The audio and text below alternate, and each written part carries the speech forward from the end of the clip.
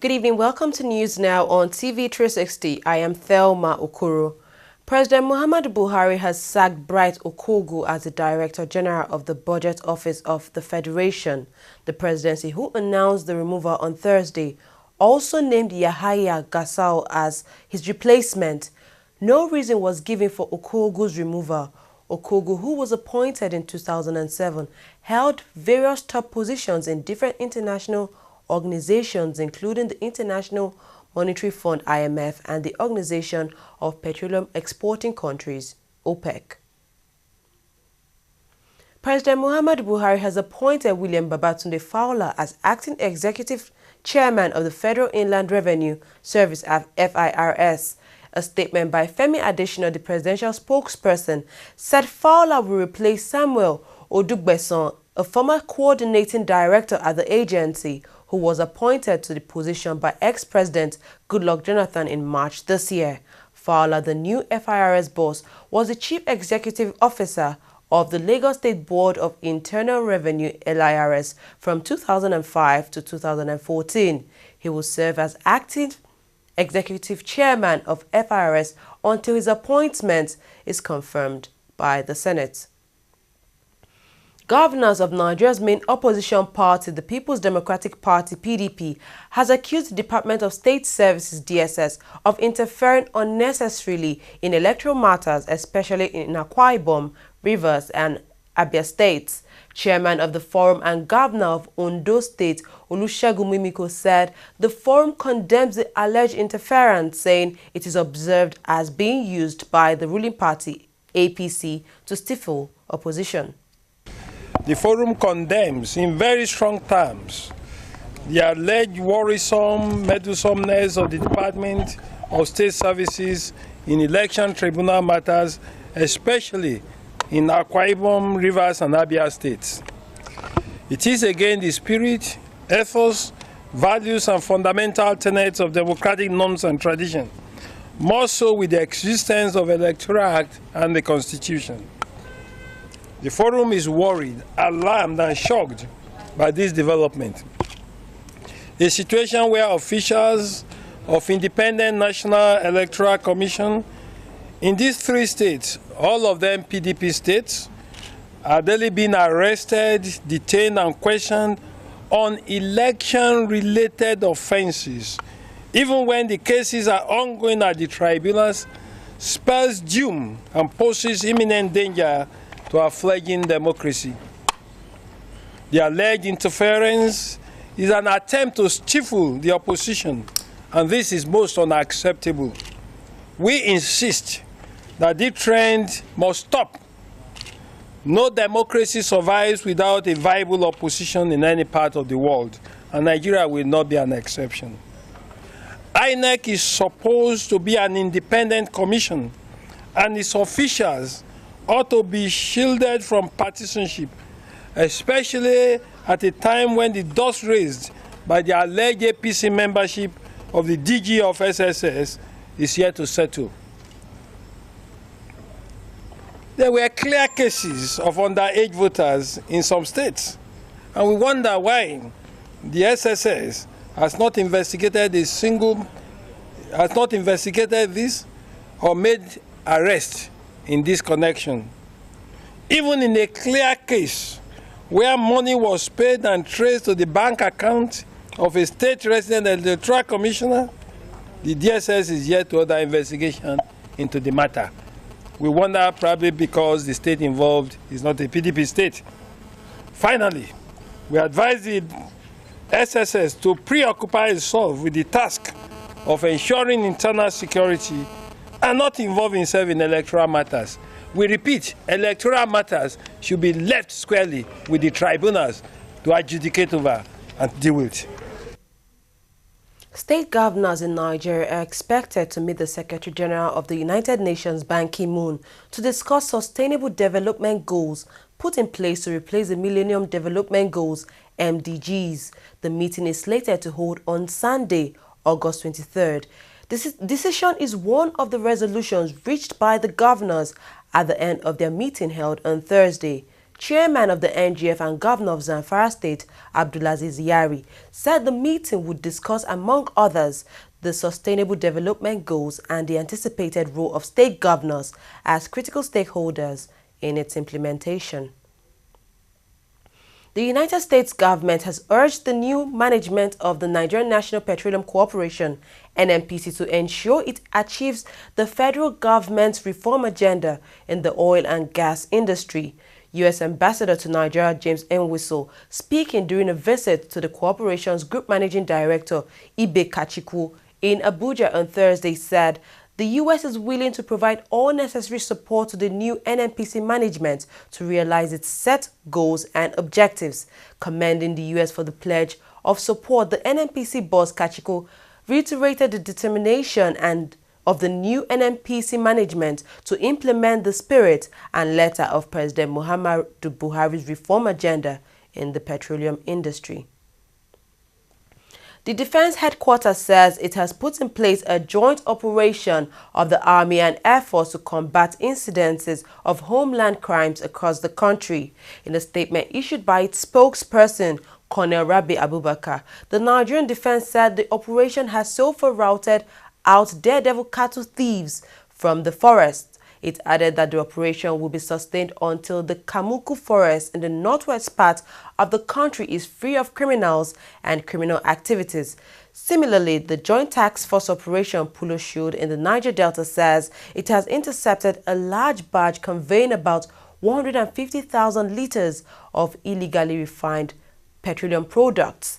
The JTF was on routine patrol when it accosted the barge on illegal mission at Frado Oil Company tank farm at Oghara in Delta State. The Nigerian government says it has concluded plans to integrate diasporans with exceptional talent in the affairs of the country. This comes on the heels of the Diaspora Day to be declared open by the President Muhammadu Buhari on August 25th in Abuja.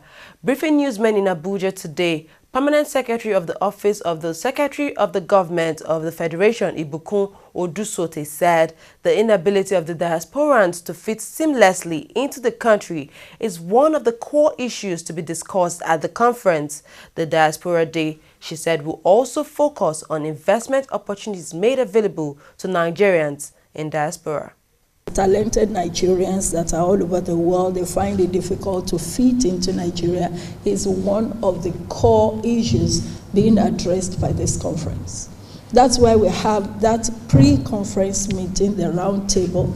At that round table, we are going to be giving them all the hints and the information that they require to be able to navigate appropriately in Nigeria, to establish themselves in Nigeria, to have a connection with Nigeria, to be established in Nigeria, to have relationship, either it is investment relationship or even private relationships with their motherland. So because of that is why we have this whole session where we're going to be having the Ministry of Industry, Trade and Investment coming with a number of parastatals that are there. We have said that it's going to be possible for people right there to be able to register their companies because CAC will be there. I will take them through how to do that online.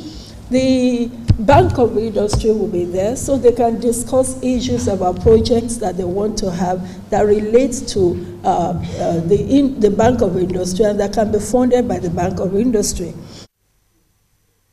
A chieftain of the People's Democratic Party, Bode George, has urged President Muhammadu Buhari to take his anti-corruption war to the next level by probing the last two governors of Lagos State, Asiwaju Bola Tinubu and Babatunde Fashola.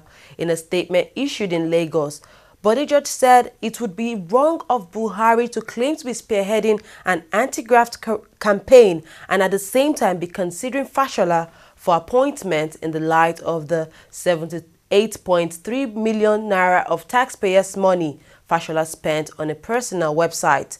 Fashola has come under public scrutiny over the contracts he awarded during his administration, including a 78 million naira contract spent for the upgrade of his personal website. However, George says Fashola's excuse for spending 78 million naira on a website was disgusting and should be rejected. He added that the former governor shows no remorse, no semblance of guilt, and no regret. George also said many of the projects undertaken by the Fashola administration were done at exorbitant prices, adding that the All Progressives Congress-led federal government would do well to start implementing its promise of change from within. Lagos State Governor Akinwumi Ambode has revoked the concession contract given to a company for the redevelopment of the Falomo shopping center in the southwest region of Nigeria. Ambode gave the directive on Wednesday in a statement released by his chief press secretary Habib Haruna. Former governor of Lagos State Babatunde Fashola awarded the 50-year concession contract to Afriland Properties for the redevelopment of the shopping mall for a fee of 50 million naira during his time in office. Ambode said his government was forced to revoke the contract because it was, quote, grossly detrimental to the interests of the people of the state, end of quote. Well, we'll take a short break now. When we come back, we'll look at more news stories. Don't go away.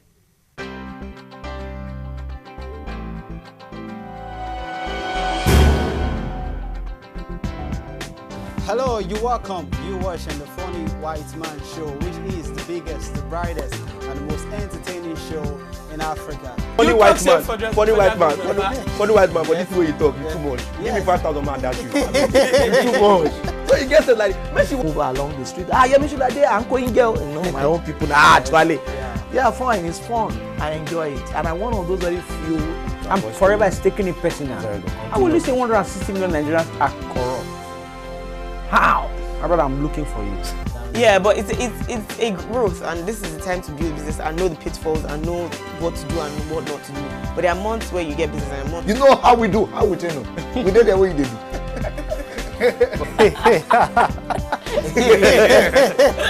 Hello, you're welcome. You're watching Trending Matters on the Funny White Man Show. Of course, we will bring you trending issues just to entertain and tickle your fancy.